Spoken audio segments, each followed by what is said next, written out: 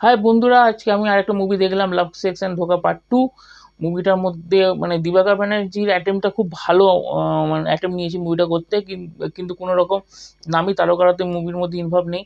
মুভিটার মধ্যে তো যদি আমি বলি, অনেক কিছু মাল মশলা দেওয়ার চেষ্টা করেছেন দিবাকর ব্যানার্জি, বাট কোথাও জিনিস এটা খিচুড়ি হয়ে গেছে জিনিসটা। ইউটিউবারদের জীবন, একটা রিয়েলিটি শো, কিছু মেটেরিয়াল নিয়ে একটা মানে সেই মানে একটা খিচুড়ির মতো করে ফেলেছেন, মানে ইন্ডিভিজুয়ালি পার্টিকুলার মেটেরিয়ালগুলোকে ইউটিলাইজ করতে পারেনি আমার যেমন মনে হচ্ছে।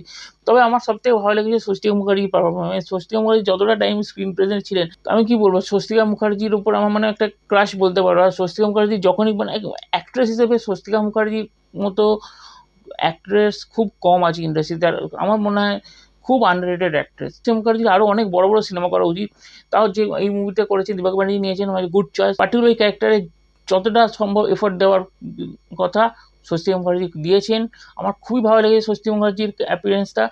নতুন ক্যারেক্টার অনেকে আছে যাদের দেখে তোমার ভালো লাগে, স্পেসিফিক্যালি যে ইউটিউবারের যে ক্যারেক্টারটা যে করেছে তারটা আমার মানে খুব ভালো লেগেছে, অভিনয়টা খুব ভালো লেগেছে। অনেক রকম জিনিসকে একসাথে এক পাতে বেড়ে দেওয়ার চেষ্টা করেছেন দিবাকর ব্যানার্জি, সেখানেই জিনিসটা ঘেঁটে গেছে। উনি যদি পার্টিকুলার দুটো ম্যাটার নিয়ে, তিনটে ম্যাটার নিয়ে ইনভলভ রাখতেন তবে জিনিসটা আরও ভালো হতো, কিন্তু এখানে এতগুলো ম্যাটার ইনভলভ হয়ে গেছে। এর মধ্যে মানে ডার্ক কমেডি আছে, ডার্ক কমেডিটা তোমাদের মাঝে মাঝে কী জায়গায় খুব ভালো লাগবে, বাট ওভারঅল যদি দেখা যায় মানে এতগুলো আর্টিস্টকে নিয়ে মানে যেভাবে উনি যেটা প্রেজেন্ট করতে চেয়েছেন, কিছুটা আমার মনে হয় উনি কমপ্লিট করতে উঠতে পারেননি।